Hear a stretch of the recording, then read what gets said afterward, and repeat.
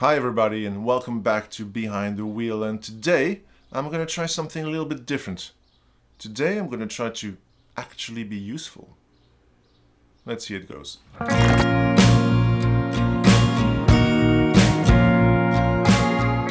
Ladies and gentlemen, welcome aboard, and today we are behind the wheel of a 2007 Mazda MX5, or Miata as it is known in the US. The difference between this car and other cars that I drive on this channel is that this is my own personal car and it is my daily driver, and it's been so for about a year. So I thought that would be a great opportunity to give you guys a 1-year ownership review to kind of see, well, how the car behaved over the past 12 months, and if it's been convenient, if it's been reliable, if it's been economical and all that jazz. Okay, let's start real briefly with the specs. I'm not going to say too much about the car because I'm planning on doing a full-on behind the wheel episode on this MX5. But all you need to know is that this is a 2007 model. This is the 1.8 liter engine making 124 horsepower. It's got the engine in the front, it's rear-wheel drive, and it's got a soft top, which makes it a roadster.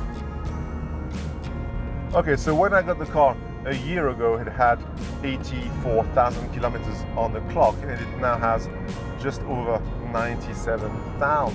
So we've put it through its paces over the year. It's had its first MOT and its first service. I've used it as a daily driver, I've used it on the German autobahn, and I've used it for a very long road trip to England just a few weeks ago, about 10 days and 2,500 kilometers. So I think now is a good time to give you my thoughts about what it is to live with a 2007 Mazda MX5. Let's get into it.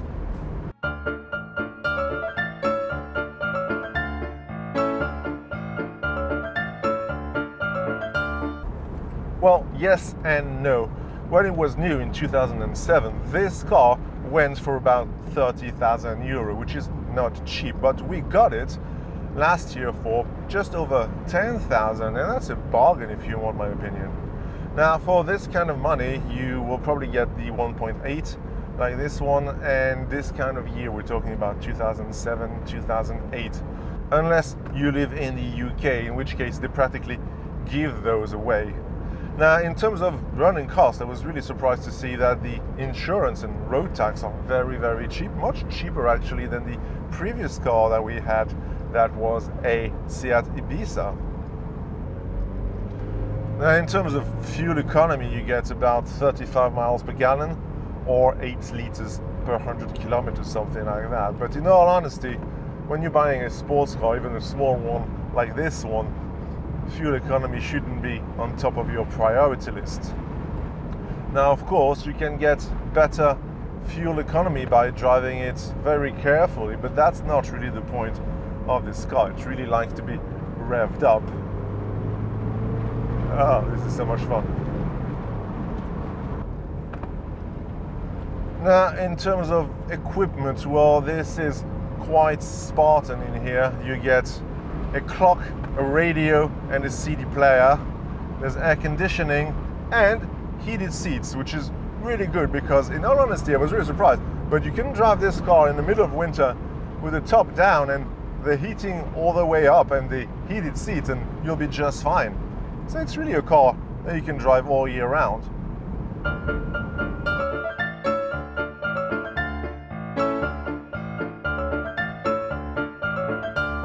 Well, this one is purple, although my girlfriend insists on telling people it is aubergine, hence the nickname, the aubergine love machine, but I'm pretty sure you can find it in a variety of very exciting colors.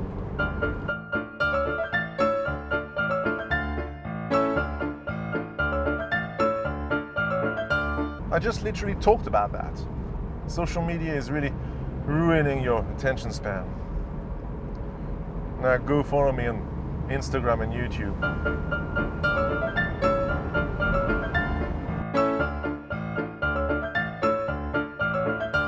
Well, in all honesty, more than I was expecting. You've got a glove compartment, a little cabinet here in the car so you can keep stuff at hand when you're driving.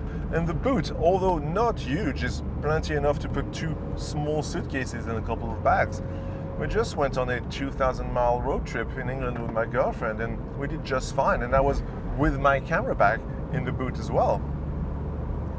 Now, of course, if you got 2.2 children and a Labrador, this is probably not the car for you.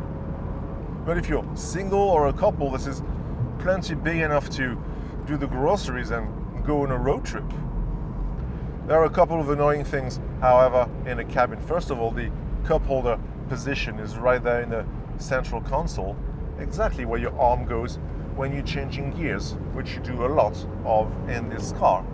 But the engineers thought, nothing to worry about, we'll add another couple of cup holders in the door panels, exactly where your knee goes every time you release the clutch, and you do that a lot in this car.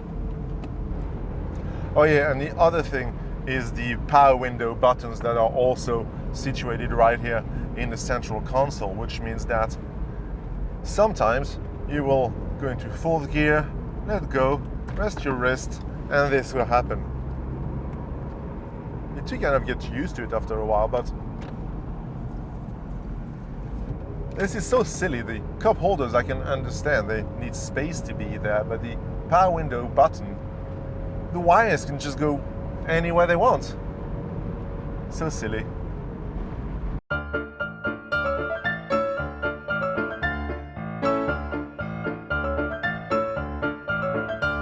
Well, so far so good. The only thing we've had to do was replace one valve for one of the tires that was leaking a little bit, and a brake caliper that was broken. One other thing that I noticed, and that's a problem that I know some cars have had, is the handbrake dashboard light coming on under acceleration. And I noticed that happening after I went to track day, but there's a little trick to fix that, and I will make a video about that at a later point. Other than that, it went through MOT with flying colors. We just had to replace the front disc brakes, but that's just regular maintenance, nothing to worry about there, and everything else was just hunky-dory really, so touch wood.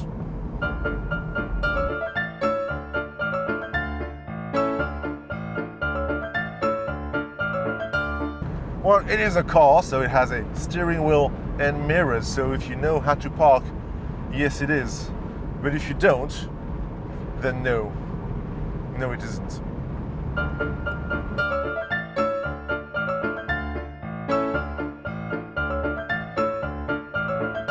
That's the big question, isn't it? Because you don't buy a car like this for its practicality or its fuel economy. So let me break this down in 4 parts.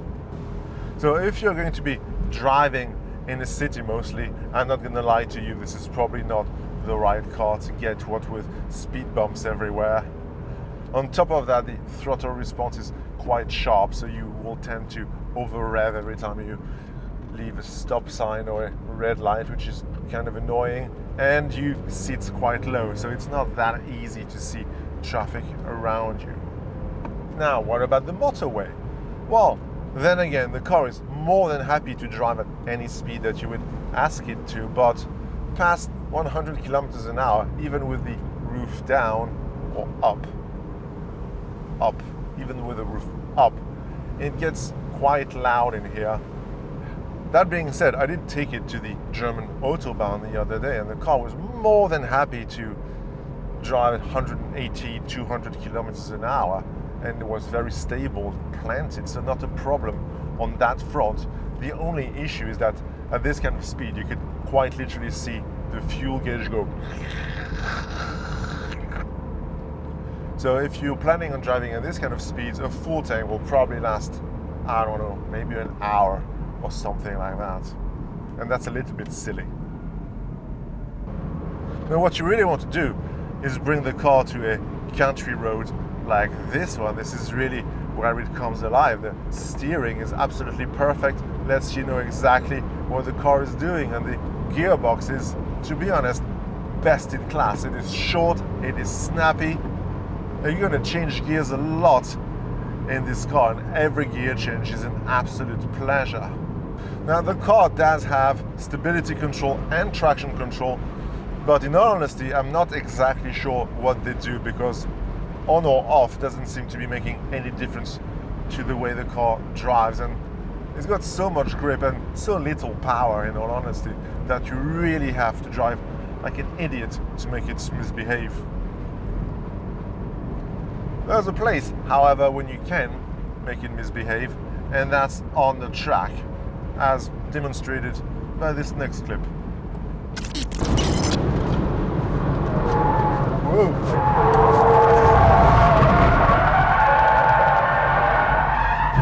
Whoa!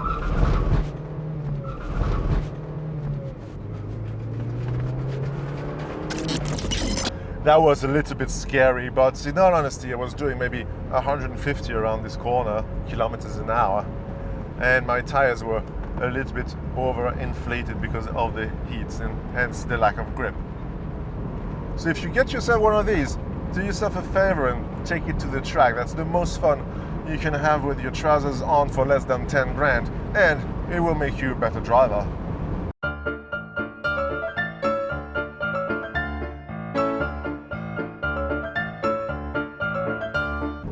Well, it depends. Can you live with only 2 seats and a relatively small boot?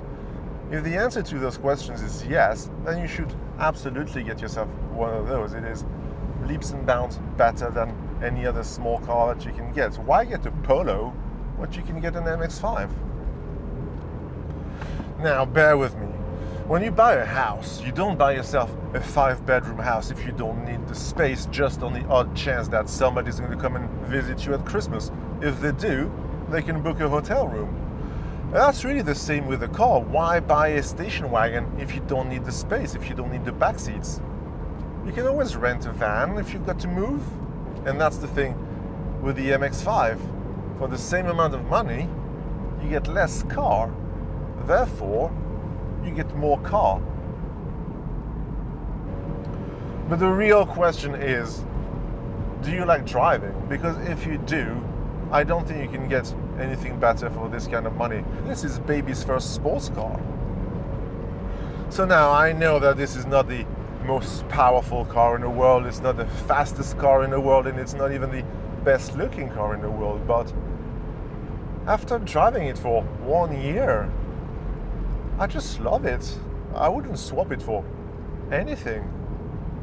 So, if you are in the market for a small 2-seater sports car, just pull the trigger and get yourself an MX5. Trust me, you won't regret it.